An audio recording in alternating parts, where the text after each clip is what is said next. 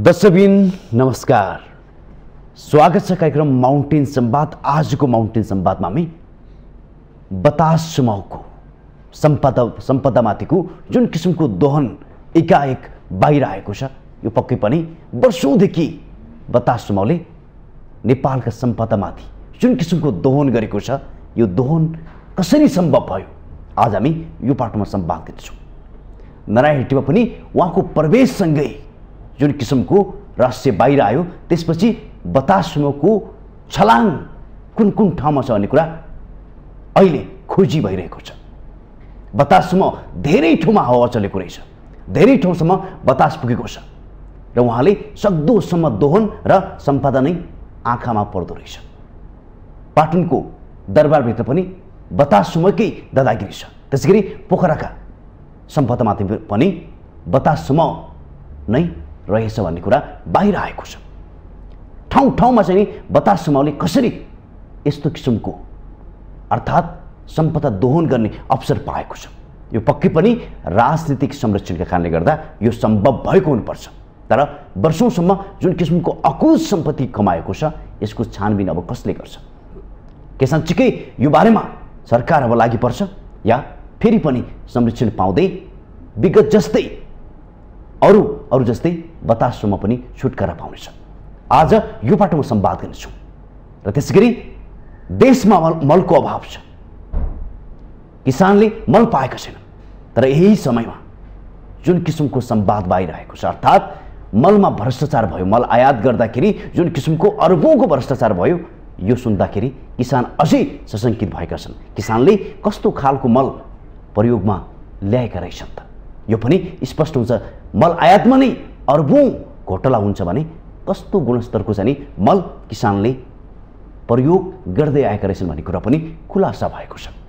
त्यसैगरी एमसीसीको बारेमा नेकपा एकीकृत समाजवादी पार्टीको धारणा के छ, आज हामी यो पाटोमा पनि संवाद गर्नेछौँ। र संवादको लागि आज हामीसँग जोडिनु भएको छ नेकपा एकीकृत समाजवादी पार्टीका नेता शंकर भण्डारी। उहाँसँग हामी विशेष संवाद गर्नेछौँ। आज एमसीसीको बारेमा चर्काचर्की छ, नेपाली जनताले चाहेको जस्तो छैन र शीर्षस्थ नेताहरूमा पक्ष विपक्ष देखिन्छ। आज एक धारणा हुनुपर्ने ठाउँमा कसैले एमसीसी फलिफाप छ, देशको लागि हितमा छ, कसैले देशको लागि हितकर छैन भनिरहेको छ। र विशेष गरी आज हामी बतास समूहको जुन किसिमको दादागिरी छ, यो बारेमा विशेष संवाद गर्छौँ। किन यतिका वर्षसम्म बतास समूहको दादागिरी बाहिर आउन सकेन, किन कारबाहीमा परेन, र जसरी सम्पदामाथिको दोहन छ, यो बारेमा आज हामी संवाद गर्नेछौँ। संवादको लागि अब भने म आजका अतिथि अर्थात् नेकपा एकीकृत समाजवादी पार्टीका नेता शंकर भण्डारीले जोड्न चाहन्छु। तपाईँलाई स्वागत छ। धन्यवाद। बतास समूहले लामो समयदेखि सम्पदामाथिको दोहन गर्दै आएका रहेछन्। तपाईँहरू नारायण हेटी पुग्दा मात्रै थाहा पाउनुभयो, कारण के? धेरै सरकारहरू बिते, धेरै मन्त्रीहरूले चाहिँ आफ्नो पर्यटन मन्त्रालय, संस्कृति मन्त्रालय हाके, तर त्यसमा कति सुधार गरे कति गरेनन् भन्ने कुरा पनि मुख्यतः हो। अहिले हाम्रो पार्टीको एकीकृत समाजवादी पार्टीको नेता पर्यटन मन्त्रालयमा गइसकेपछि केही सुधारका सङ्केतहरू देखेका छन् र जनताहरूले पनि मन्त्रीज्यू प्रेम आले मगरलाई बधाई दिइरहेका छन्।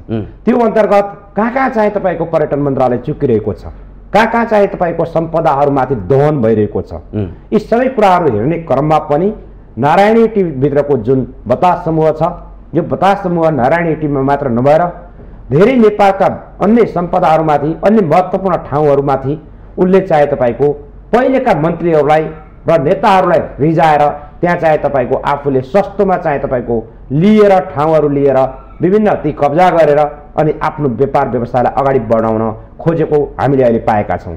त्यो अन्तर्गत ती महत्त्वपूर्ण सङ्ग्रहालयहरू जस्तै नारायण हेटी राजदरबार भनेको नेपालको एउटा ऐतिहासिक सम्पदा, जो कि नेपालमा राजतन्त्र हुँदाखेरि राजा बस्ने ठाउँ थियो। नारायण हेटी राजदरबार भनेपछि आगामी आउने पुस्ताहरूले पनि हजारौं वर्ष पछाडि पनि यो त हिजोको नारायण हेटी राजदरबार हो भनेर एउटा महत्त्व राख्ने ठाउँ, नेपालको एउटा पर्यटकीय स्थलीय बन्ने ठाउँलाई कब्जा गरेर यसरी चाहिँ विभिन्न समूहहरूले, खालि बतास समूहको कुरा मात्रै होइन, अन्य विभिन्न यस्ता धेरै समूहहरू छन्, यी समूहहरूले कब्जा गर्दै आइरहेका छन्।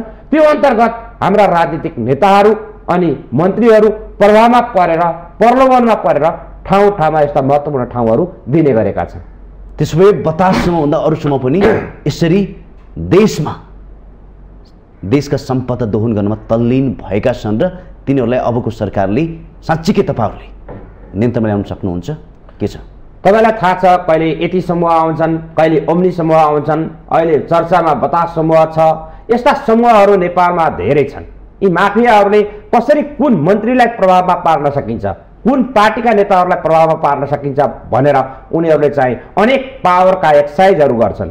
ती पावरका एक्सर्साइज अन्तर्गत जो मन्त्रीहरू जो नेताहरू प्रलोभनमा परे उनीहरूलाई चाहिँ प्रलोभनमा परेर दिएका हुन्छन्। अब कतिपय मन्त्रीहरू कतिपय नेताहरू प्रलोभनमा पर्दैनन् र उनीहरूले चाहिँ त्यसलाई रिजेक्ट गर्छन्। त्यसै अन्तर्गत अहिले हाम्रो पार्टीको मन्त्रीज्यूले पनि यी जे चाहे तपाईँका विकृति विसङ्गतिहरू छन् ती विकृति विसङ्गतिहरूलाई चाहिँ तपाईँको खारेज गर्नुपर्छ र एउटा नयाँ सिस्टम बसाल्नुपर्छ भन्ने दृष्टिकोणबाट मलाई लाग्छ अहिले यो बतास समूह लगायत अन्य विभिन्न ठाउँमा पनि जहाँ जति छन् तिनलाई विस्तारै छानबिन गर्दै अगाडि बढाउने प्रक्रियामा मन्त्रीज्यू हुनुहुन्छ। तपाईँ नै भन्नुहुन्छ धेरै समूहहरूले नेपालका सम्पदा दोहन गरिरहेका छन्, अकुल सम्पत्ति कमाउन तल्लीन भएका छन् भन्दै हुनुहुन्छ तपाईँ नै। अब यसको जवाबदेही को हुने?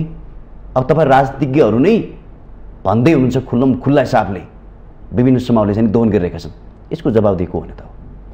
मुख्यतः नेपालको जुन एउटा राजनीतिक एउटा परिपाटी छ, परिवेश छ, कस्तो छ भनेदेखि अब नेताहरूलाई प्रभाव पार्ने किसिमले विभिन्न माफियाहरू, व्यापारीहरू, तस्करहरू घेरा हालेका हुन्छन्। त्यसमा हामी पनि चाहिँ तपाईँको त्यो परिवेशमा हामी फँसेका हुन्छौँ। किनभनेदेखि हामीलाई चाहिँ तपाईँको नेपालको राजनीतिकमा हाम्रो निर्वाचन प्रणाली कस्तो भइदिएको छ भने पैसा चाहिँ तपाईँको निर्वाचनमा खर्च नगरेर पार्टीले व्यक्तिले खर्च नगरिकन जित्ने परम्परा पनि छैन। यो अन्तर्गत पैसा पनि यो राजनीतिक पार्टीहरूलाई, नेताहरूलाई, संसद मन्त्रीहरूलाई पनि धेरै चाहिने जस्तो पनि देखियो। यो निर्वाचन प्रणालीलाई पनि हामीले सुदृढ नगरिकन यस्ता समूहहरूले हामीलाई प्रभावमा किन पार्छन् भने निर्वाचनमा तिनीहरूले लाखौं रुपियाँ पार्टीलाई सहयोग गरेका हुन्छन्, त्यो सम्बन्धित पावरफुल व्यक्तिलाई सहयोग गरेका हुन्छन् अनि तिनीहरूसँग हामीले कुनै न कुनै प्रकारको चन्दा सहयोग लिइसकेपछि उनीहरूले हामीलाई स्वाभाविक रूपमा प्रभाव पारेका हुन्छन् र त्यही प्रभावको आधारमा जुन नेता जुन मन्त्री चाहिँ एक्सेसमा जान्छ, सम्बन्धित मन्त्रालयमा उनीहरूका जे काम हुन्छन् अनि ती कामहरू गर्न बाध्य हुन्छन् जस्तो मलाई लाग्छ। त्यसैले यो सम्पूर्ण परिपाटीलाई चेन्ज गर्नको लागि पनि नेपालको निर्वाचन प्रणालीलाई पनि हामीले चेन्ज गर्नुपर्छ, जो कि व्यक्तिले गर्दाखेरि लाखौं करोडौं रुपियाँ खर्च नहोस्, त्यो माध्यमबाट हामी निर्वाचनमा जानुपर्ने हुन्छ र करप्सनका विभिन्न जति पनि माध्यमहरू छन् हुने यी माध्यमहरूलाई निराकरण गर्नका लागि पनि अहिले हाम्रो सबै राजनीतिक दलहरूले सोच्नुपर्ने अवस्था देखिन्छ। त्यो अन्तर्गत भयो भने यी माफियाहरू, तस्करहरू, विभिन्न यस्ता समूहहरूले हामीलाई घेर्न सक्दैनन्, किनभने उनीहरूसँग हामीले कुनै पनि हामीले सहयोग लिएनौँ भने उनीहरू मन्त्रालयमा आएर यस्ता नचाहिँदा किसिमका कामहरूबाट हामीलाई प्रभावित पार्न सक्दैनन्। हामीलाई भनेको जो जसले गरेका छन् यस्ता कामहरू, जो जो प्रभावित भएका छन् उनीहरूलाई पनि प्रभावमा पार्न सक्दैन भन्ने हो। नत्र भनेदेखि उनीहरूले फेरि पैसाको चलखेलबाट फेरि यस्ता विभिन्न चाहिँ तपाईँको नेता मन्त्रीहरूलाई प्रभावमा पारेकै हुन्छन्। तपाईँले एउटा उदाहरण जोड्नु चाहे मैले, बतास समूहको जुन किसिमको छलाङ अर्थात् पाटनको दरबारभित्र रहेको मल्लकालीन कोत पार्टी पनि त्यसको अन्डरमा रहेछ, उसले उपयोग गरिरहेको छ र स्थानीयवासीले पसल थाप्नु पाएका छैनन् र त्यसको भाडादर एउटा कोठा एउटा उसको हेर्ने हो भने एउटा पार्टीको हेर्ने हो भने 8,000 देखि 10,000 मात्रै पे गरिरहेको छ भन्ने कुरा आएको छ बाहिर र त्यसकै वरिपरि अझ गल्लीभित्रको पनि 40 देखि 50,000 पर्छ भन्ने कुरा बाहिर आउँछ समाचारमा। न स्थानीयहरूले प्रयोग गर्न पाएका छन् न बतास समूहले चाहिँ नि पे नै गर्न सकेको छ हेर्दाखेरि। अनि यसरी अकुल सम्पत्ति कमाउँदै अनि नेताहरूले चाहिँ अर्थात् सरकारले नियन्त्रणमा नल्याउन सक्नु खास ठ्याक्कै कारण के हो?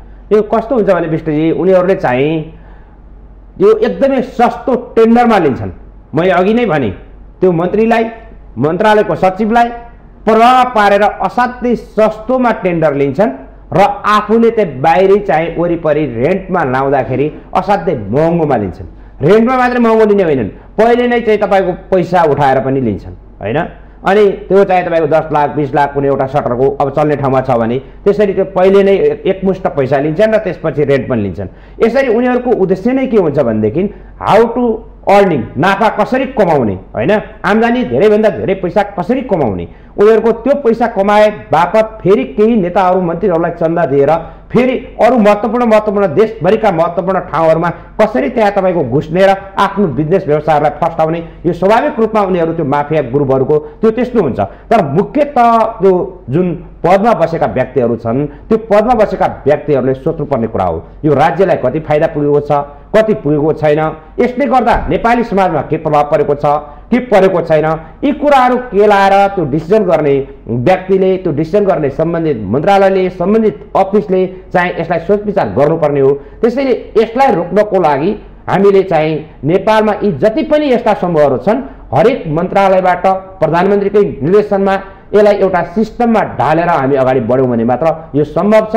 होइन भने तपाईँले अहिले बतास समूहको बारेमा मात्रै भन्नुभयो, मैले भने यस्ता समूहहरू यति धेरै समूहहरू सक्रिय छन् नेपालमा, ती धेरै समूहहरूको बारेमा अहिले हामी व्यक्तिको रूपमा हामी छलफल नै गर्न सक्दैनौँ। त्यसैले समग्रमा सुधार गर्नको लागि राज्यलाई चाहिँ तपाईँको कसरी फाइदा पुगेको छ, राज्यले फाइदा लिने कुरामा चाहिँ भाडामा दिन सक्छ, तर राज्यलाई घाटा हुने गरी विभिन्न चाहिँ तपाईँको ऐतिहासिक सङ्ग्रहालयहरूको बेइज्जत हुने गरी हामीले काम गऱ्यौँ भने त्यहाँ पक्कै नै पक्कै बदमासी भएको हुन्छ। तपाईँ भन्दै हुनुहुन्छ छानबिन गर्छौँ, कारवाही गर्छौँ भन्दै हुनुहुन्छ। यसो भनिराख्दाखेरि हरेक ठाउँमा चाहे सुनकाण्ड होस्, बालुवाटारको काण्ड होस्, ओम्नी काण्ड होस्, सबै ठाउँमा नेताका नाम जोडिन्छ, प्रभावशाली नेताका नाम जोडिन्छ। अहिले बतास समूहको यो कार्यमा पनि आरोग्य देवको नाम कता कता जोडिन्छ हेर्दाखेरि, अनि तपाईँहरू चाहिँ कारवाही गर्न सक्नुहुन्छ? यो कस्तो भनेदेखि अहिले हाम्रो एकीकृत समाजवादी पार्टीले मात्रै कारवाही गर्न सक्छ भन्ने कुरा होइन। समग्रमा यस्ता धेरै चाहिँ समूहहरू छन् हो हाम्रो मन्त्रालय अन्तर्गतको, हाम्रो सरकार चलाएको मन्त्रालय अन्तर्गतको, जस्तै अहिले पर्यटन मन्त्रालय हाम्रो पार्टीको नेताले चलाउनु भएको छ, उहाँले त्यहाँ चाहिँ तपाईँको केही प्रक्रियाहरू सुरु गर्नुभएको छ हैन। गलत प्रवृत्तिका विरुद्धमा उहाँ चाहिँ अहिले उभिनु भएको छ आजको डेटसम्म। भविष्यमा के गर्नुहुन्छ त्यो हेर्न बाँकी छ। त्यसैले चाहिँ तपाईँको के हो भने समग्र रूपमा अहिले पर्यटन मन्त्रालयले मात्रै सक्छ, नेकपा एकीकृत समाजवादी पार्टीले मात्रै सक्छ भन्ने होइन कि यहाँ चाहिँ तपाईँको यो सुरुवात त मुख्यतः प्रधानमन्त्री कार्यालयबाट गर्नुभयो। तपाईँलाई थाहा छ नि प्रधानमन्त्री कार्यालयको सँगैको जग्गा जमिन त्यत्रो पलटिङ गरेर त सारा यत्रो व्यापक रूपमा छानबिन भएर अगाडि बढ्यो भने प्रधानमन्त्री कार्यालय सँगैको जग्गा भने यहाँ देशभरिका जग्गाहरू, देशभरिका सम्पत्तिहरू, देशभरिका साधन स्रोतहरू, देशभरिका यस्ता सङ्ग्रहालयहरू हैन, महत्त्वपूर्ण ठाउँहरू यो सुरुदेखि नै अहिलेसम्म यसरी चाहिँ तपाईँको विभिन्न नेताहरू प्रभावमा परेर विभिन्न चाहिँ व्यापारीहरूले चाहिँ कसैले चाहिँ तपाईँको लाखौँ करोडौँ रुपियाँ चन्दा दिएर यसरी चाहिँ उनीहरूले प्रभावमा पारेर लिने गरेका छन्। यसलाई सबै हामी नेपालका राजनीतिक दलहरू र विशेषतः नेपाल सरकारले खारेज गरेर एउटा राम्रो सिस्टमबाट अगाडि बढ्नुपर्ने त्यो जरुरी छ। फेरि पनि तपाईँले थपेँ मैले, तपाईँहरू सरकारमा हुनुहुन्छ, भारतले बनाइदिएको धर्मशाला पशुपतिमा त्यो पनि बतासे समूहले होटेलको रूपमा प्रयोग गर्दै आएको छ। अनि हामीले त्यहाँ प्रश्न गर्दाखेरि के भन्यो भने यहाँ भिआइपी बाबाहरू आउँछन्, बाबाहरू पनि कहीँ भिआइपी हुन्छ, अनि तपाईँहरू ठुलो ठुलो हेरेर बस्ने, अहिले समाचार बाहिरहेको होला तपाईँहरू संवाद गर्दै हुनुहुन्छ, तपाईँहरूको काम होइन, तपाईँहरूको दायित्व होइन कहाँ के भइरहेको छ भन्ने कुरा हेर्ने हो। यसरी चाहिँ तपाईँको मैले अघि समग्रमा यो भनिसकेँ, फेरि पनि दोहोरिन्छ, यस्ता धेरै ठाउँहरू छन् जुन तपाईँले गौशालाको कुरा गर्नुभयो होइन, मैले अघि नै यसलाई भने जस्तै पाटनको ठाउँ होला, हाम्रो सिंहदरबारको ठाउँ होला, यस्ता महत्त्वपूर्ण ठाउँहरू होलान्, विभिन्न चाहिँ तपाईँको ऐतिहासिक सम्पदा भएका ठाउँहरू होलान्। यी सबै ठाउँमा सबै पहिला कुन कुन मन्त्री भए, कसका पालामा निर्णय भए, ती छानबिनहरू गर्नुपर्छ। तपाईँहरू जस्तो मिडियाकर्मी साथीहरूले त्यसलाई आवाज बुलन्द गरिदिनु भयो, जनताका बिचमा ल्याइदिनु भयो भने सम्बन्धित चाहिँ तपाईँको निकायको त्यहाँ ध्यान पुग्छ, होइन भनेदेखि त्यहाँ चाहिँ तपाईँको कतिपय ठाउँमा त ध्यान नपुगेको पनि हुनसक्छ।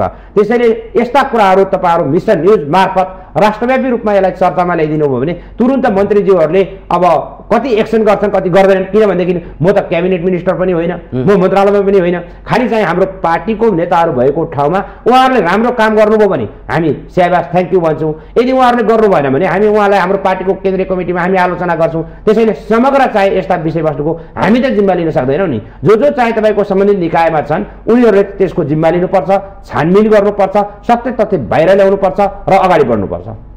तपाईँबाट सोध्न चाहेको के हो भने पार्टीको निर्देशन हुन्छ भने जुनसुकै काममा पनि पार्टीका विद्यार्थी नेताहरू तोडफोड गर्नको लागि, ढुङ्गामुढा गर्नको लागि तयार हुने, तर आज देशमा यति भ्रष्टाचार यति व्यथिति छ, स्पष्ट रूपमै खुल्ला भनिरहेका छन्, त्यसकारण तपाईँहरू चाहिँ सडकमा उत्रिनुहुन्न।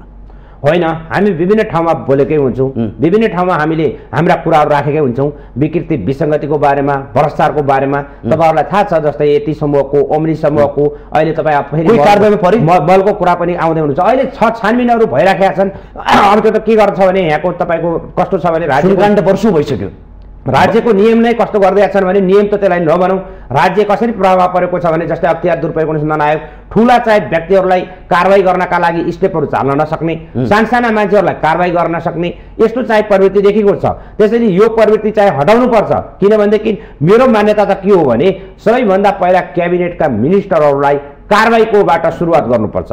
जुन मिनिस्टरले गलत गरेको छ, बालवाला मिनिस्टर, पूर्व मिनिस्टर होइन, जस्तै आजसम्म चाहे तपाईँका बालवाला मिनिस्टरलाई चाहिँ तपाईँको अब 1-2 जना बाहेक छाडेर नत्र धेरै मान्छेहरूलाई डाइरेक्ट करप्सनको हिसाबमा भ्रष्टाचार भएको मैले देखेको छैन। एक्स मिनिस्टरहरूलाई त भएको छ। त्यसैले के हो भने प्रधानमन्त्रीले यो देशको व्यापक विकृति विसङ्गति भ्रष्टाचारलाई हटाउनको लागि पहिलो नम्बर आफ्नो क्याबिनेटका मिनिस्टरहरू कसैले गल्ती गर्ने बित्तिकै त्यो कुरा हो हल्ला मिडियामा पत्र पत्रिकामा आउने बित्तिकै त्यसको बारेमा आवाज उठ्ने बित्तिकै उहाँले छानबिन गर्ने, दोषी ठहरियो भने उहाँलाई कारवाहीको लागि सिफारिस गर्ने, त्यहाँ कुनै चाहिँ तपाईँको हस्तक्षेप नगर्ने। त्यसै गरी आफ्नै क्याबिनेटका 2-3 जना मिनिस्टर कारवाही परिसक्नुभयो भने त त्यसपछि मन्त्रालयका मुख्य सचिव, सचिवहरू लगायत विभिन्न विभागका डिजीहरू उहाँहरूले पनि त्यसै गरी कुनै ठाउँमा गलत गर्नुभयो भने कारवाही गरिदिनु भयो भने तल चाहिँ खर्दार सुब्बा अधिकृत उपसचिवले कारवाही क्यारे त्यस्तो करप्सन गर्न सक्ने आँटै गर्न सक्दैनन्। किनभने माथिको मुहानबाट सफा हुन थाल्यो। अब साँच्चीकै यो देशमा सुशासन गर्ने प्रधानमन्त्री आउनुभयो, यो देशमा सुशासन गर्ने मन्त्रीहरू आए, यो देशमा सुशासन गर्ने मुख्य सचिव सचिवहरू भए, अब त हामीले लाग्नु हुँदैन त्यतातिर भ्रष्टाचार गर्नतिर भनेर एक प्रकारको चाहिँ प्रभाव पर्ने बित्तिकै पनि धेरै करप्सन हट्छ। त्यसैले यो माथिबाट सुरु गर्नुपर्छ। अहिले त हाम्रो अख्तियार दुरुपयोग अनुसन्धान, पुलिसदेखि विभिन्न जति पनि छानबिनका निकायहरू छन् ती कता न कता चाहिँ तपाईँको सरकारको प्रभावमा परेका हुन्छन्, नेताहरूको प्रभावमा परेका हुन्छन्। त्यसैले यो सम्पूर्ण जति विकृति विसङ्गति भ्रष्टाचारका कुराहरू छन् यसलाई यो तरिकाबाट नबढिकन हामीले टुक्रा टुक्रामा त्यो सामान्य एउटा खर्दारलाई 10 करोड त्यहाँले चाहिँ भ्रष्टाचार गर्यो, 1 करोड भ्रष्टाचार गर्यो भनेर त्यो छोपेर नेपालको भ्रष्टाचार अन्त्य हुनेवाला छैन।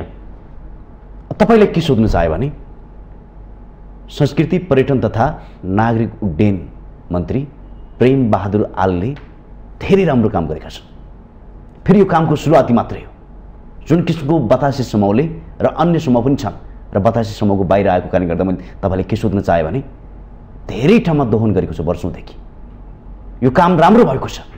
योसँग जोडेका सबै व्यक्तिहरूलाई कानुनको कटरमा ल्याउन सक्छ पर्यटन मन्त्री।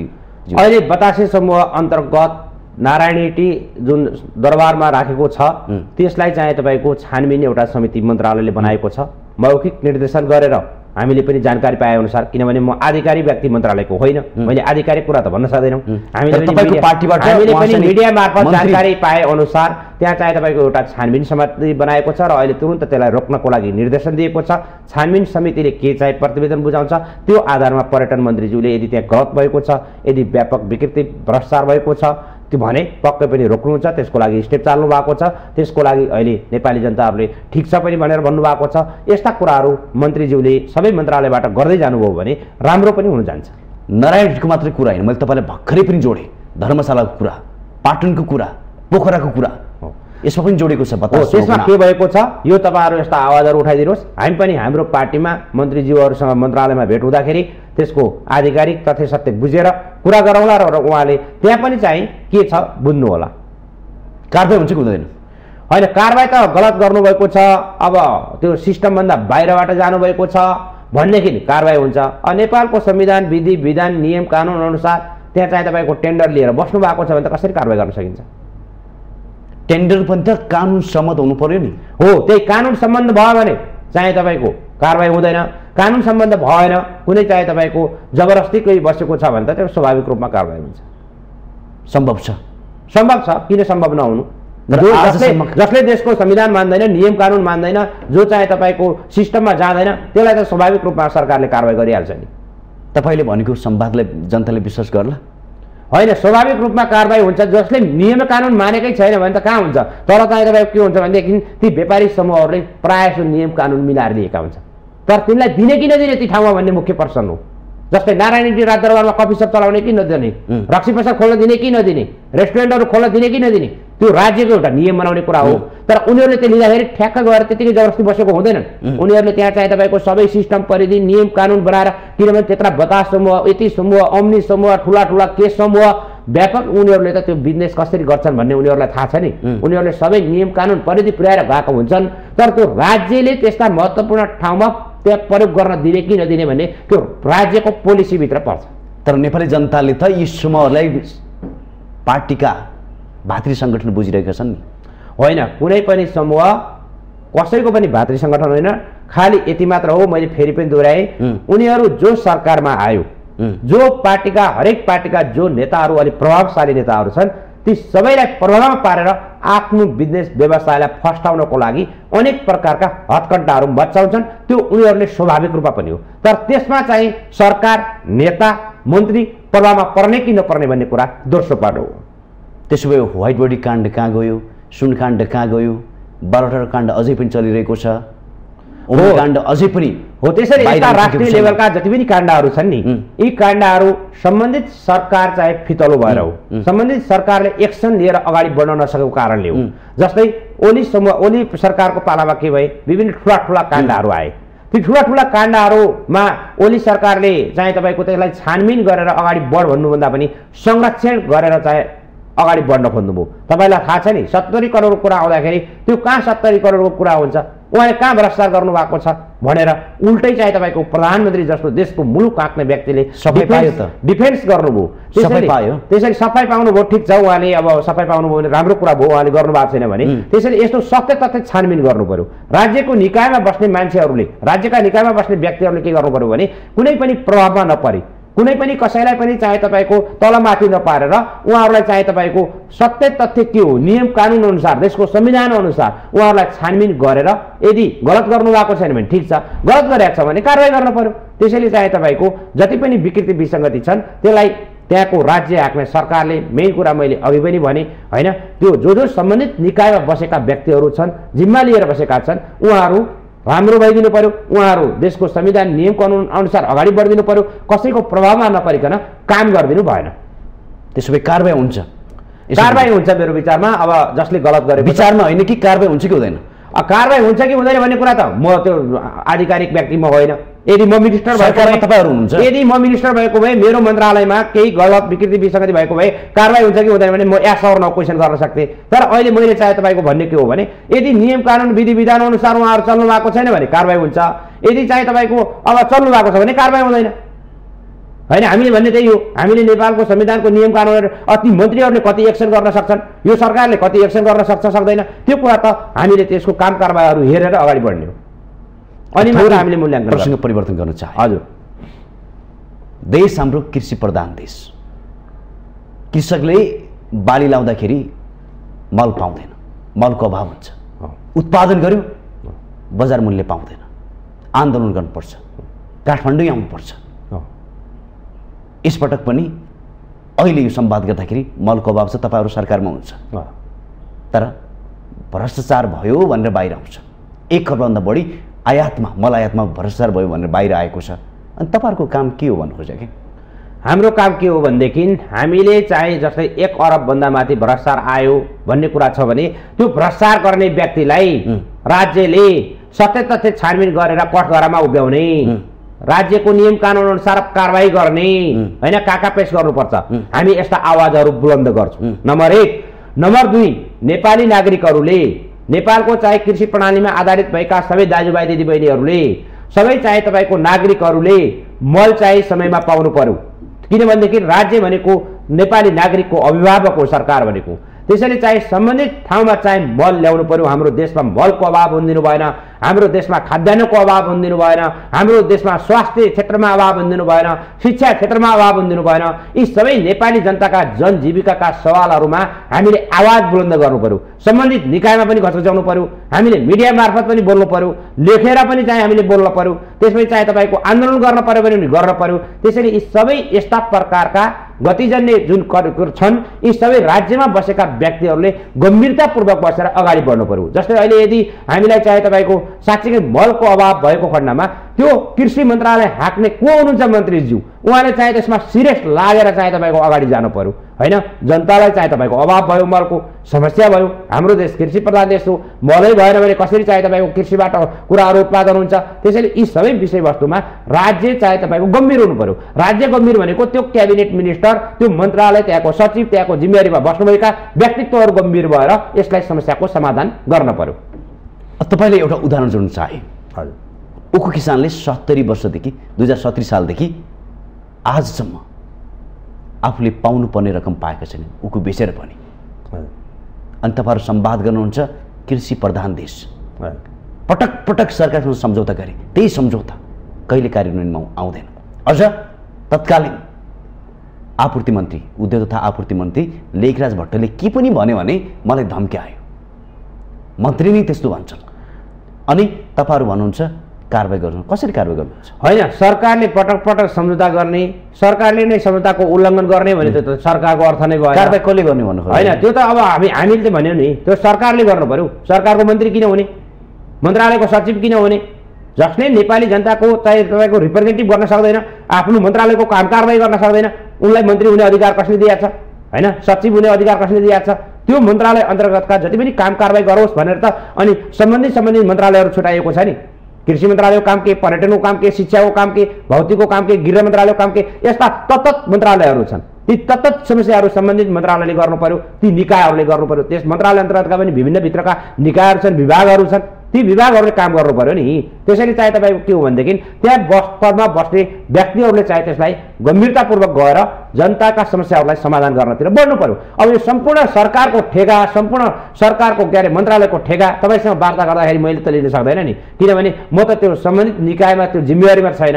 मैले चाहिँ तपाईँसँग अहिले नेकपा एकीकृत समाजवादी पार्टीको रूपमा बहस गर्न सक्छु, मेरो पार्टीमा के भइराखेको छ, मेरो पार्टीको संगठनको अवस्था कस्तो छ, नेकपा एकीकृत समाजवादीको कार्यदिशा के हो, अब निर्वाचनमा कसरी जान्छ, राष्ट्रिय सभाको निर्वाचनमा हाम्रो सिट कति आउँछ, यस्ता विषयवस्तुमा म केही आफ्ना पार्टीका धारणाहरू बताउन सक्छु। तर समग्र यो सरकारको बारेमा म चाहिँ धारणाहरू किन बताउन सक्दैन भने म सरकारको कुनै आधिकारिक व्यक्ति नै होइन। म तपाईँहरू जस्तो एउटा नागरिक भएको कारणले, एउटा सचेत नागरिक, एउटा पार्टीको चाहिँ तपाईँको केन्द्रीय कमिटीको सदस्य भएको कारणले मैले आफ्ना धारणाहरू प्रष्ट रूपमा तपाईँहरूको बिचमा राख्ने हो। तपाईँहरू सरकारमा हुनुहुन्छ, तपाईँको पार्टी सरकारमा छ, त्यस कारणले गर्दा मैले प्रश्न गरेको हो। र जसरी आज उखु किसानहरू पटक पटक र अहिले पनि आन्दोलित छन् आफ्नो रकम पाउनुको लागि, तर तपाईँहरूले साथ दिनुभएको छैन। होइन, हामी यो कुरालाई हामी साथ दिन्छौँ, किनभनेदेखि उखु किसानले, अन्य विभिन्न किसानहरूले जे उहाँहरूका समस्याहरू छन् ती समस्याहरूलाई समाधान गरेर राज्य अगाडि बढ्नुपर्छ। पटक पटक उखु किसानसँग सम्झौता गर्ने, त्यही सम्झौता राज्यले तोड्ने भने त यो त चाहिँ तपाईँको विद्रोहीको जस्तो भयो नि होइन। राज्यले भनेको त किन सम्झौता गर्नु भएन, नचाहिँदो कुरामा सम्झौता गरिसकेपछि त्यसलाई लागू गर्नु पर्यो। त्यसैले त्यो सम्बन्धित कुराहरू त्यो सम्बन्धित मन्त्रालयसँग तपाईँहरू क्वेसन गरेर उहाँहरूलाई यो चाहिँ तपाईँकै कार्यक्रममा बोलाएर यो उखु किसानको बारेमा, मलको बारेमा तपाईँ कृषि मन्त्रालयको मन्त्रीज्यूलाई बोलाउनुहोस् या त्यहाँको कृषि मन्त्रालयको सचिवलाई बोलाउनुहोस्, उहाँहरूलाई बोलाएर तपाईँहरू यसका बारेमा र्याकर्याक्ती क्वेसन गर्न सक्नुहुन्छ। अब मैले चाहिँ तपाईँको त्यो किन गरेन कृषि मन्त्रालयले, मैले त्यो भन्न सक्दैन। त्यसो भए गठबन्धन सरकारले प्रभावकारी काम किन गर्न सक्नु भयो? होइन, हो गठबन्धन सरकारले त के हो भनेदेखि यो गठबन्धन सरकार एउटा चाहिँ विशेष परिवेशबाट आएको हो। तपाईँहरूलाई थाहा छ ओली सरकारले विभिन्न प्रकारका चाहिँ आतंक मचाइसकेपछि बाध्य भएर नेकपाको हाम्रो सरकार थियो, त्यो नेकपा पार्टी फुट्यो, त्यसपछि एमाले थियो, त्यो एमाले पनि फुट्यो। अनि यी सबै चाहिँ नेपालको संविधानको रक्षा गर्नको लागि, नेपालको गणतन्त्रलाई संस्थागत गर्नको लागि, नेपालको सङ्घीयतालाई चाहिँ तपाईँको अझ स्थापित गर्नका लागि, सबै नेपालका व्यापक विकृति विसङ्गति भ्रष्टाचार भए, दुई पटक संसद विघटन भयो, नेपाली जनताको जनादेश चाहिँ तपाईँको अपमान भयो, यी सबै कुराहरूको रक्षा गर्नको लागि नेपालमा 5 दलीय गठबन्धनको चाहिँ तपाईँको सरकार बन्यो। त्यो 5 दलीय गठबन्धनको सरकार अन्तर्गत अनि यो सरकारले यो सबै कुराहरूलाई, संविधानलाई, एउटा देशलाई एउटा ट्र्याकमा ल्याउने काम गर्यो र आफ्ना दैनिक कामहरू गर्यो। अब यसले चाहिँ राष्ट्रिय सभाको निर्वाचन गर्दैछ, अब देश एउटा निर्वाचन उन्मुख भइरहेको छ। त्यसैले त्यो नेकपाको 2/3 सरकार सरकार बराबर नेपाली जनताले यो सरकारलाई अपेक्षा पनि गरेका छैनन्, किनभनेदेखि त्यो 2/3 एउटा पावरफुल सरकार थियो। यो एउटा गठबन्धनको सरकार छ। यो गठबन्धनको सरकार आइसकेपछि जस्तै कोभिडकै सन्दर्भमा पनि तपाईँहरूलाई थाहा छ, अब सबै नागरिकहरूलाई लगभग चाहे तपाईँ खोप दिने कुरामा दैनिक परिवर्तन गर्यो र कतिपय त्यो समस्या समाधान पनि भएको छ। अन्य विभिन्न अब विषयवस्तुमा पनि दैनिक काम गर्ने ठाउँमा राज्यले गरेकै छ। तर हो, हामीले भयङ्करै आशा गरे जस्तो, अपेक्षा गरे जस्तो सरकारले पनि काम कारबाही गतिविधि बढाउन सकेको छैन होला द्रुत गतिमा, किनभनेदेखि एकलौटी सरकार पनि छैन, गठबन्धन सरकार छ। तर जति पनि व्यापक विकृति, विसङ्गति, भ्रष्टाचारका विरुद्धमा सरकारले यो चाहे तपाईँको क्याबिनेटमा भएका कुनै मिनिस्टरको बारेमा त्यस्तो आयो भनेर छानबिन त नगरेका छैन नि। अहिलेसम्म कुनै मिनिस्टरको बारेमा यो सरकार बनिसकेपछि यसले 10 करोड खर्च भ्रष्टाचार गर्यो, अरबौँ भ्रष्टाचार गर्यो भन्ने आएको छैन। बरु ओली सरकारका पालामा ओली सरकारको सल्लाहकारज्यूको आइराखेको छ, त्यतिखेरको कृषि मन्त्रीज्यूको पद्मा अर्यालज्यूको बारेमा आइराखेको छ, अन्य विभिन्न भानुभक्त ढकालजीको बारेमा आइराखेको छ, विभिन्न ओली सरकारमा बसेका मन्त्रीज्यूहरूको बारेमा अहिले व्यापक छ नि। तपाईँहरूले मिडिया मार्फत तपाईँले पनि हेर्नु भएको छ नि, तपाईँहरूले पनि कतिपय ठाउँमा उजागर गर्नुभएको होला। त्यसैले यी व्यापक विकृति, विसङ्गति, भ्रष्टाचारको अन्त्य गर्नको लागि पनि यो सरकारले ठोस पाइला चाल्नुपर्छ। त्यसैले हाम्रो गठबन्धनको सरकार भनेको अब देशलाई एउटा संविधान ट्र्याकमा ल्याएर अब देशलाई निर्वाचन उन्मुख बनाएर, अब हामी चाहिँ माघ 12 गते हाम्रो राष्ट्रिय सभाको निर्वाचन हुँदैछ, त्यसपछि हामी स्थानीय निकायको निर्वाचनको बारेमा छलफल गर्छौँ, त्यसपछि प्रदेश र सङ्घको निर्वाचनको बारेमा छलफल गर्छौँ र एउटा नयाँ जनादेशका साथ हामी त्यसपछि यी सबै निर्वाचनलाई सकेर अगाडि बढ्न हामी गठबन्धन सरकार अब यतातिर परिवर्तन हुन्छ। तपाईँ भन्दै हुनुहुन्छ यो सरकारले चुनाव गर्छ 3 तहको, नेपाली जनतालाई चासो बढी देशमा भएको अराजकता, भ्रष्टाचार कुन दिन गुण पारोस् भन्ने जनताहरूको चाहना छ। हेर्दाखेरि भोलि पनि तपाईँहरू नै जित्ने हो, तपाईँहरू नै सत्तामा आउने हो, पटक पटक तपाईँहरू नै सत्तामा हो। तर देशमा शान्ति भएन, देश भ्रष्टाचार मुक्त भएन, नेताहरू मोटाए।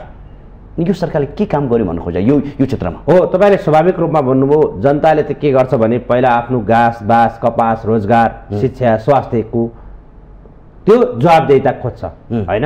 नेपाली जनतालाई निर्वाचन आओस् नआओस् त्यति धेरै ठुलो सरकारको विषयवस्तु किन हुँदैन भने आफ्नो दैनिक चाहिँ रोटेसन कसरी चल्छ उसले त्यो नेपाली जनताले त्यो हेर्छ।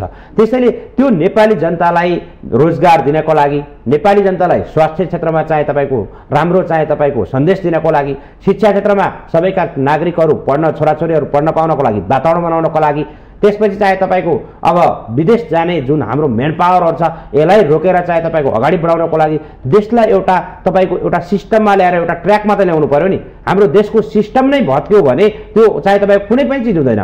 जस्तै हामीले धेरै समयसम्म राजनीतिक आन्दोलनहरू गऱ्यौँ, धेरै मोमेन्टहरू जस्तै हामीले बहुदल ल्याउनका लागि गऱ्यौँ, त्यसपछि गणतन्त्र ल्याउनका लागि गऱ्यौँ, 47 सालको संविधान चाहिँ तपाईँको काम लागेन भनेर नयाँ संविधान बनायौँ। यसरी धेरै राजनीतिक आन्दोलनहरू मार्फत हामीले एउटा राजनीतिक कोर्स पुरा गरेका थियौँ। त्यो ओली सरकारको पालामा आइसकेपछि अलिअलि फितलो हल्लन थालेको जस्तो भयो। फेरि यो गठबन्धन सरकार आइसकेपछि यी सबै कुराहरू चाहिँ तपाईँको एउटा रोटेसनमा गएका छन्, एउटा सिस्टममा जान थालेका छन्। त्यसैले अब हाम्रो टार्गेट के हुन्छ त भने यो गठबन्धनको टार्गेट यी सबै नेपाली जनताका शिक्षा स्वास्थ्यदेखि लिएर सबै जनजीविकाका सवालमा पनि केन्द्रित हुँदै निर्वाचन उन्मुख हुने हो। ती सबै कुरालाई यथावत राखेर मात्र निर्वाचन उन्मुख हुने होइन। त्यसैले पहिला त अब किन भनेदेखि संविधानमा निर्वाचन उन्मुख पनि किन हुनु पर्यो भने अब संविधानमा नै व्यवस्था छ यति वर्षसम्म, जस्तै स्थानीय सरकारहरू 5 वर्षमा चल्न पाइन्छ। जस्तै राष्ट्रिय सभामा पर्सि चाहिँ 20 सिट खाली हुँदैछन् हैन, खाली भइसक्यो। अब हाम्रो मनोनयन नै चाहिँ तपाईँको दर्ता भइसक्यो हैन, विभिन्न पार्टीको गठबन्धनको।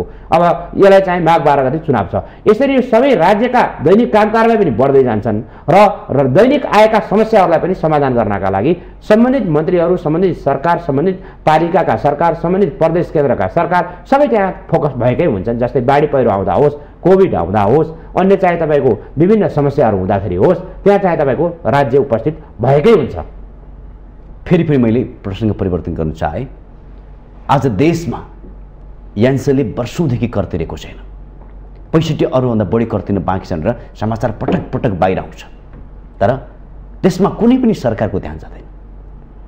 त्यहाँ पनि सम्भवतः कुनै नेताहरू जोडिएको छन्, त्यसकारण गर्दा त्यो संवाद खासै हुन सक्दैन, संसदमा बाहिर बहस हुन सक्दैन। तर 50 अर्बको लागि यामसीको बहस वर्षौँदेखि लम्बिएको छ र अहिलेको यो गठबन्धन सरकार पनि सक्दो चाँडो पारित हुनुपर्छ भनेर मुख्य दल काङ्ग्रेस लागि परेको छ। अनि तपाईँहरू भन्नुहुन्छ देशको एजेन्डामा, देशको मुद्दामा संवाद हुन्छ भने कसरी सम्भव छ? ठिक हो। तपाईँले भनेको जस्तै एनसिएलको करोडौँ रुपियाँ, अरबौँ रुपियाँ करोड नभनौँ अरबौँ रुपियाँ चाहिँ तपाईँको कर छली गरेको व्यापक रूपमा आइरहेको छ। त्यो एनसिएललाई कसैले कुनै सरकारले टाइट गर्न सकेन, कसैले त्यो चाहिँ तपाईँको राजस्व असुल गर्न सकेन। त्यसमा पनि केही गडबडी छ भन्ने कुरा त स्वाभाविक रूपमा छ। एउटा जागो प्राइभेट कम्पनी एनसिएललाई राज्यले चाहिँ तपाईँको एउटा कर असुल गर्न नसक्ने भन्दाखेरि राज्य कति कमजोर छ भन्ने कुरा पनि त्यहाँबाट पुष्टि हुन्छ। राज्य त्यहाँ चाहिँ कसरी तपाईँको प्रभाव परेको छ भन्ने कुरा पुष्टि हुन्छ। त्यसैले चाहिँ तपाईँको एनसिएल लगायत यस्ता धेरै चाहिँ प्राइभेट कम्पनीहरू, धेरै प्राइभेट बिजनेस गर्ने व्यक्तिहरूले धेरै देशमा राजस्व छली गरेका छन्। हाम्रो भनाइ नै अहिले त्यही हो। यत्रो चाहिँ तपाईँको करोडौँ अरबौँ रुपियाँ त चाहिँ तपाईँको पहिला चाहिँ तपाईँको हामी उठाउन, जसले कर छली गरेका छन् त्यही पैसाबाट आएको पनि विकास हुन्छ नि। यो खालि एमसिसी भनेको छ, एमसिसीको 55 अरब नआउने बित्तिकै सारा हाम्रो देशै डुब्छ, संसारै डुब्छ भने जस्तो गरेर कुनै राजनीतिक पार्टी र कोही नेताहरू त्यसमा चाहिँ लागि परेका छन्। तर हो, हामीले विदेशीले दिने अनुदानहरू नलिने भने पनि होइन। अमेरिकाले दिने अनुदान होस्, चाइनाले दिने होस्, युरोपियन युनियनले होस्, अन्य विकसित राष्ट्रहरूले दिने अनुदान होस्, अथवा जुनसुकै संसारका देशहरूबाट आउने अनुदान पनि हुन्, हामी लिन चाहन्छौँ। तर त्यो अनुदान हाम्रो देशको हितमा छ कि छैन, जनताको हितमा छ कि छैन, राष्ट्रिय हितमा छ कि छैन, हाम्रो देशलाई त्यो अनुदान ल्याउँदा के प्रभाव पार्छ, यी कुराहरू सबै चाहिँ तपाईँको ध्यान दिएर हामीले अनुदान ल्याउँ भने हो। त्यसैले एमसिसीमा के छ त भनेदेखि एमसिसीमा अहिले जुन सम्झौता गरेको छ त्यो सम्झौता गरे अनुसार हाम्रो देशमा चाहिँ त्यो अनुदान ल्याएर फाइदा हुने किसिमको छैन। त्यहाँ कतिपय राष्ट्रघाती बुदाहरू छन्। ती बुदाहरू संशोधन नभइकन जस्ताको तस्तै गरेको सम्झौता लागू गर्न सक्दैनौँ भनेर हाम्रो पार्टीले पनि भनेको छ, अन्य राजनीतिक पार्टीहरूले पनि भनेका छन्। त्यसैले चाहिँ तपाईँको के हो भने यो एमसिसी खारेज गर्नुपर्छ। तपाईँ भन्नुहुन्छ यसका बुदाहरू राम्रो छैन, देशको हितकर छैन। तपाईँहरूले सुन्नुभएको होला प्रधानमन्त्री शेरबहादुर देउवाले माओवादीको उद्घाटन सत्रमा जसले यो नराम्रो भनिरहेको छ उसले पढेको छैन, बुझेको छैन। कोही त्यस्तो भन्छ, फेरि तपाईँहरू त्यस्तो भन्नुहुन्छ। यो खास ठ्याक्कै तपाईँहरूले चाहिँ गर्नु खोजेको के हो? यो कस्तो हुँदो रहेछ भनेदेखि कतिपय पढ्न नसक्नु भयो, कतिपय नेताहरू पढ्न नसकेको भन्ने कुरा हो भने त हामी टेबल टक गर्नु भएको छैन। हामी टेबल टक गर्न सक्छौँ। सम्माननीय प्रधानमन्त्रीज्यूलाई म आदरपूर्वक भन्न चाहन्छु, यदि सम्माननीय प्रधानमन्त्रीज्यूले साँच्चीकै अरूलाई पढेको छैन आफू मात्रै पढ्ने हो भने सम्माननीय प्रधानमन्त्रीज्यू र हामी चाहिँ अन द स्पोट टेबलमा बसौँ, पाना पाना दफा दफा त्यसको ल्याउँ। त्यसमा कुन कुन बुझामा के भनिएको छ भन्ने कुराहरू कमरेड भीमरावले त अस्ति चाहिँ तपाईँको रिपोर्टर्स कलममा कि कुन कलममा त चाहिँ तपाईँको एक एक बुझा गरेर प्रोजेक्टर सहित देखाउनु भएको थियो। त्यसैले सबै नेपालका नागरिकहरू नपढेका अनपढ के हुन् र त्यो एमसिसी चाहिँ तपाईँको इङ्ग्लिसमा मात्र छ त, ल इङ्ग्लिस त सबैले नबुझ्लान्, त्यसलाई नेपालीमा पनि ट्रान्सलेटेड छ। त्यसैले चाहिँ तपाईँको प्रधानमन्त्रीले के हो भनेदेखि मैले यसमा अहिले हाम्रो गठबन्धनको सरकार भएको कारणले त्यति तितो टिका टिप्पणी गर्न चाहँदैन, मात्र के हो भनेदेखि हाम्रो नेपालमा कस्तो एउटा प्रवृत्ति छ भने नि जुन सरकारमा छ आफ्नो कुर्सी लम्ब्याउनको लागि, सत्ता टिकाइराख्नका लागि विदेशीहरूले जे भने नि त्यहाँ झुक्ने एउटा प्रवृत्ति छ। त्यो सबैमा मैले भनेको होइन, कतिपय प्रधानमन्त्रीहरू एकदमै राष्ट्रवादी पनि छन्, एकदमै देशभक्ति पनि छन्, तर कतिपय प्रधानमन्त्रीहरू, देश हाँक्ने व्यक्तिहरू, कतिपय पार्टीका नेताहरू त्यो अमेरिका कतै रिसायो भने हाम्रो पार्टीलाई, हाम्रो सरकारलाई केही प्रभाव पर्छ कि नकारात्मक सन्देश जान्छ कि भन्ने दृष्टिकोणबाट राष्ट्रलाई जे होस् मतलब छैन, तर आफ्नो चाहिँ समग्र आफ्नो पार्टी, आफ्नो कुर्सी लम्ब्याउने दृष्टिकोणबाट जान्छन्। जस्तै तपाईँलाई म भनौँ, नेकपा एमाले सरकारमा हुँदाखेरि ओलीले के भन्थे? एमसिसी पास गर्ने भन्थे। आज के भनिरहेका छन् ओलीले? पहिला त यो सरकारले टेबलमा पेश गरोस् न सदनमा, त्यसपछि हामी पास गर्ने या नगर्ने त्यसपछिको हाम्रो निर्णय भन्छन्। त्यसरी भन्न मिल्छ एउटा नेपालको राजनीतिक दलले, एउटा पार्टीले? त्यो पनि चाहिँ तपाईँको भर्खरै प्रधानमन्त्रीबाट चाहिँ तपाईँको बाहिर आएको प्रधानमन्त्रीज्यूले त्यसरी बोल्न मिल्छ? आफू सरकारमा हुँदाखेरि चाहिँ तपाईँको पास गर्ने भन्ने, अहिले कि पास गर्ने भनेर बोल्नु पर्यो कि चाहिँ तपाईँको यसलाई हामी पास गर्न सक्दैनौँ, यो चाहिँ तपाईँको राम्रो छैन भन्नु पर्यो? जस्तै नेकपा हुँदाखेरि पनि के भएको थियो भने पूर्व प्रधानमन्त्री झलनाथ खनालको नेतृत्वमा कमरेड भीमराव र तत्कालीन परराष्ट्र मन्त्री प्रदीप ग्याली 3 सदस्यीय चाहिँ तपाईँको कमिटी बनाइएको थियो। एमसिसी ठिक छ छैन, यसमा गरेका सम्झौताका बुदाहरू ठिक छन् छैनन् भन्ने कुरा नेकपा हुँदाखेरिदेखि नै गरिरहेको थियो। त्यसपछि के भयो भने अनि त्यो समितिले चाहिँ तपाईँको यो ठिक छैन, जस्ताको तस्तै पास गर्न सकिँदैन भनेर निर्णय गरेको थियो, त्यो पेश गरेको थियो पार्टीमा। त्यसैले चाहिँ तपाईँको हे कस्तो छ भने प्रवृत्ति आफू सरकारमा भएको बेला आफ्नो सजिलोको बारेमा हेरेर त्यसको धारणा बनाउने, आफू बाहिर भयो भने अनि आफूलाई के फेसिलिटी हुन्छ त्यो आधारमा धारणा बनाउने। त्यसैले अहिले हाम्रो नेकपा एकीकृत समाजवादी पार्टीको मुख्य धारणा के हो भने हामीले एमसिसी जस्ताको तस्तै लागू गरेर पास गर्न दिन्नौँ, तर हामीले भनेर हामीले भनेका छौँ। र यो गठबन्धनले के गरेको छ भनेदेखि गठबन्धनले पनि फेरि कमरेड झलनाथ खनालको नेतृत्वमा, त्यसपछि हाम्रो चाहिँ अहिलेको सञ्चार मन्त्री ज्ञानेन्द्र कार्कीज्यू र अनि नेकपा माओवादीको नेता नारायण काजी श्रेष्ठज्यू 3 सदस्यीय कमिटी बनाएको छ। त्यसले जे सुझाव पेश गर्छ त्यो आधारमा अघि बढ्छौँ भनेर गठबन्धनले भनेको छ। कसले के कुन व्यक्तिले के भनेका छन् त्योसँग हामी सरोकार राख्दैनौँ। गठबन्धनले यो एउटा समिति बनाएको छ, त्यो समितिले सुझाव देला र त्यो आधारमा सरकार चल्छ चल्दैन त्यसपछि त्यो हामी हेरेर हाम्रा धारणाहरू फेरि बाहिर ल्याउला। फेरि मैले थप्नु चाहे, काङ्ग्रेसमा त निशर्त रूपमा अनुदानलाई अनुमोदन गरिनुपर्छ, राम्रो छ, हितकर छ, काङ्ग्रेसले त्यो भनिरहेको छ। तपाईँहरू भन्नुहुन्छ केही परिमार्जन गरेर पास गरिनुपर्छ, अर्को पक्ष भन्छ यो पास गरिनै हुँदैन, देशको हितकर छैन, अनुदान हो भने किन संसद छिराइनुपर्छ भनेर अर्को पक्षले भनिरहेको छ। खास कसको कुरालाई मान्ने हो नेपाली जनताले? मान्छेका आफ्ना तर्कहरू हुन्छन्, आफ्ना क्षमता पनि हुन्छन्, आफ्ना हेर्ने दृष्टिकोण पनि हुन्छन्। हरेक पार्टीका पनि आफ्ना दृष्टिकोण पनि हुन्छन्। त्यसले राष्ट्रिय राजनीतिमा के प्रभाव पार्छ, अन्तर्राष्ट्रिय रूपमा के प्रभाव पार्छ, नेपाली जनतामा के प्रभाव पार्छ, त्यसरी पनि हरेक पार्टीहरूले हरेक व्यक्तिहरूले हेरिरहेका हुन्छन्, मूल्याङ्कन गरिरहेका हुन्छन्। खास गरी के हो भनेदेखि एमसिसी साँच्चीकै अनुदान हो, नेपालको हितमै छ, अमेरिकाले हामीप्रति हित नै चाह्यो, सद्भाव नै देखायो भने हरेक नेताको घर घरमा आएर ढोका ढकढक्याएर यो पास गर्छौ कि गर्दैनौ भनेर खबरदारी गर्नुपर्ने जरुरी के छ? एमसिसीका पदाधिकारीहरू आए, पटक पटक ती सबै नेताका घरमा पुगे भने यसमा केही कुछ गातमा कालो भने जस्तो छ कि छैन? यदि होइन भने त्यो संसदमा तपाईँले भने जस्तै संसदमा किन छिराउनु पर्यो? विभिन्न अन्य राष्ट्रहरूले पनि चाहे तपाईँको विभिन्न जस्तै चाइनाले पनि 65-60 अरब दिँदाखेरि त कुनै चाहिँ तपाईँको संसदमा छिराउनु परेन। यस्तैले चाहिँ उनीहरू के हो भने नेपालमाथि एउटा प्रभाव पार्ने, नेपालमाथि प्रभाव पारेर कुनै अन्य शक्ति राष्ट्रसँग चाहिँ तपाईँको त्यहाँ आफ्नो कुराहरू लागू गराउन सक्ने किसिमको एउटा उनीहरूको पोलिसी अन्तर्गत होइन, यिनीहरूले चाहिँ एमसिसीलाई जबरजस्ती नेपालमा ल्याऊ भनेर भनेका छन्। यदि साँच्चीकै सद्भाव अन्तर्गत दिएको अनुदान हो भने त हामीले वेलकम गरेर उहाँहरूलाई उल्टो उहाँहरूको घर घरमा हामी पुग्थ्यौँ नि त। उनीहरू हाम्रो घर घरमा आउनै पर्दैन। हामी अमेरिका सरकारसँग धेरै पटक चाहिँ तपाईँको हाम्रो चाहिँ अनुरोध लेटर हामीले पठाइसक्यौँ, रिक्वेस्ट लेटर, यो हामीलाई दिनुहोस्, हाम्रो यो चाहिँ तपाईँको भौतिक पूर्वाधारमा बनाइदिनुहोस्, यो चाहिँ तपाईँको के अरे विद्युत उसको विकासमा बनाइदिनुहोस्, यो शैक्षिक रूपमा यो विकास गरिदिनुहोस्, स्वास्थ्यको रूपमा यो विकास गरिदिनुहोस् भनेर हामी पनि अनुरोध गर्थ्यौँ। त्यसैले एमसिसी भनेको यो नेपाली जनताको पक्षमा, राष्ट्रको पक्षमा, नेपाली नागरिकको पक्षमा, यो कसैको पनि पक्षमा नभएको कारणले यो अहिले जुन सम्झौता छ यो सम्झौतामा भएका बुदाहरूलाई संशोधन नगरिकन, करेक्सन नगरिकन हामी अगाडि बढ्न सक्दैनौँ। तर भन्ने स्वतन्त्रता, बोल्ने स्वतन्त्रता हरेक पार्टीलाई पनि छ, व्यक्तिलाई पनि छ। त्यो त अब एउटा छलफलको विषयवस्तु आइराख्छ। अन्त्यमा कन्क्लुजनमा जाँदाखेरि हामीले चाहिँ त्यसको सबै निर्णयको प्रभाव हेरेर फेरि हामी चाहिँ त्यहाँ कति हस्तक्षेप गर्नुपर्छ, कति फ्लेक्जिबल हुनुपर्छ, त्यो पछिको कुरा बाँकी नै छ। जे भए नि संसदबाट अनुमोदन हुन्छ यो परियोजना, यसरी बुझौँ। संसदबाट एमसिसी परियोजना जस्ताको तस्तै अनुमोदन हुँदैन, त्यो अनुमोदन गर्नु हुँदैन। परिमार्जन भएपछि हुन्छ, यसरी बुझौँ। परिमार्जन भयो, त्यो नेपालको पक्षमा छ, हाम्रो हितमा छ भनेदेखि हामीले त संसारभरिबाट अनुदानहरू लिएकै छौँ। तर अहिले त्यो परिमार्जन हुने छाँटकाँट देखिएको छैन। त्यो परिमार्जन हुने छाँटकाँट नदेखेसम्म, परिमार्जन नभएसम्म पास गर्नु हुँदैन भन्ने हामी अडिग छौँ। भिख माग्नलाई पनि शर्त राखेर माग्नुपर्ने हाम्रो देश हो। त्यसैले त हामी एउटा स्वतन्त्र मुलुक, तपाईँहरू पनि त्यो सहमतिमा हुनुहुन्छ नि, परिमार्जन गरेपछि हामी हाम्रो संसदबाट अनुमोदन गर्छौँ भनिएको छ अनुदान। फेरि हामी एउटा स्वतन्त्र मुलुक हौँ।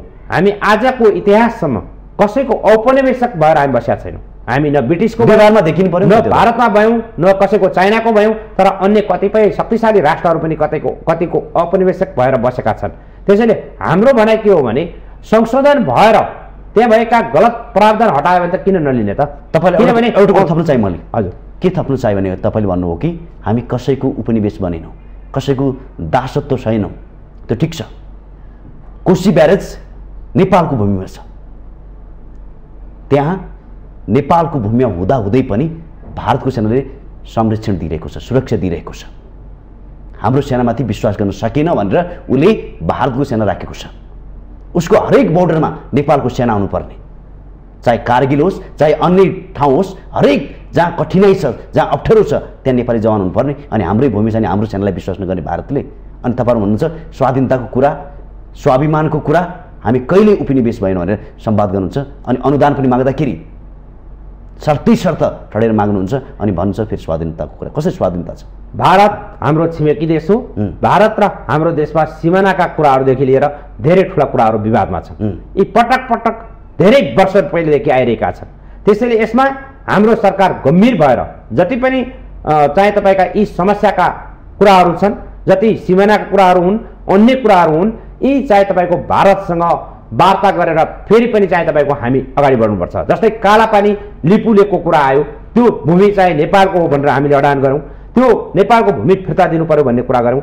जस्तै कोशी ब्यारेजदेखि लिएर विभिन्न ठाउँमा भएका सैनिकका कुराहरू, सेनाका कुराहरू छन्, भारतको हस्तक्षेपका कुराहरू छन्, ती सबैका विरुद्धमा त हामी नेपालीहरू त एक छँदैछौँ। तर राज्यले चाहे तपाईँको नेपालमा कस्तो छ भनेदेखि बाहिरी प्रभाव परेर, बाहिरी चाहे तपाईँको हस्तक्षेप भएर राज्यहरू अलिकति चाहे तपाईँको ठाडो शिर पारेर चाहे तपाईँको राज्यले भारतसँग चाहे वार्ता गरेर छलफल गरेर अगाडि बढ्न सकेको अहिलेसम्म छैन। त्यसैले हाम्रो नागरिकको स्वतन्त्रताको लागि, हाम्रो देशको सार्वभौमसत्ताको लागि हामी चाहिँ सारा नेपालीहरू एक भएर हाम्रो नेपालको जति पनि सरकार हाँक्ने व्यक्तिहरू छन्, देशको मुख्यतः प्रधानमन्त्री भनौँ न, शक्तिशाली प्रधानमन्त्री भएर यसरी चाहिँ आएका यी सबै समस्याहरूलाई समाधान नगरिकन सुखै छैन। अब यो हिजोको अन्तिम मान्छे टाइम धेरै छैन। अन्तिममा 82 सम्मको जुन किसिमको केस बाहिर आएको छ, यो सरकार, गठबन्धन सरकारले सत्य तथ्य छानबिन गरेर यदि गलत भएको छ भने कानुनको कटरमा ल्याउन सक्छ तत्कालै। 82 समूह मात्र होइन, हरेक समूहहरू जति पनि चाहे तपाईँको राज्यको नीति नियम उल्लङ्घन गरेर अगाडि बढेका छन्, ती सबैलाई कारवाही हुनुपर्छ। 82 समूहको पनि त्यस्तो दोष भेट्यो भने 100% कारवाही हुनुपर्छ। कारवाही भएन भने त हामी पनि आवाज उठाउँछौँ नि। हाम्रै पार्टीको नेता मन्त्री भए पनि हामी मन्त्रीज्यूलाई पनि क्वेसन गर्छौँ नि, तपाईँहरू पनि क्वेसन गर्नुहुन्छ नि। देशमा एक प्रकारको चाहे तपाईँको माहौल त अब तपाईँ हामीले पनि सिर्जना गर्ने हो नि।